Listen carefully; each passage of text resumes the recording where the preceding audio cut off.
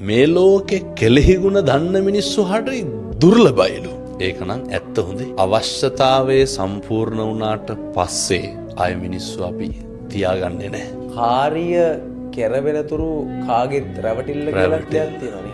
ඔය අපේ ජන කවිය මේවා හොඳට පත්තියන් වෙච්ච මිනිස්සුන්ගේ කටවල් වලින් කියවෙච්චා. මිනිස්සු පුරුදු වෙලා ඉන්නවා අවශ්‍යතාවයේ සම්පූර්ණ වුණාට පස්සේ ඒක අයින් කරලා දාන්න. ඒක නොසලකා හරින්න. ඊට පස්සේ මිනිස්සු පුරුදු වෙලා ඉන්නවා. කවුරු හරි අපිට උදව්වක් කරපුවාම අපි හිතමුකෝ දැන් අත්දැකීම් නැති ඕන තරම් හොඳයි.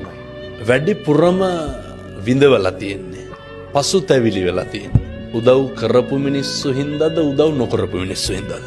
උදව් කරපු මිනිස්සු. කොහෙද කෙලෙහි ගුණයක් තියෙන්නේ. හැබැයි බුදුහාමුදුරුවෝ අර හිත්පිට නැති බෝධියට නේ. බුදු වෙලා පළවෙනි සතියේ බෞද්ධ සාහිත්‍යයේ උගන්වනවා අනිමිස ලෝචන පූජාව.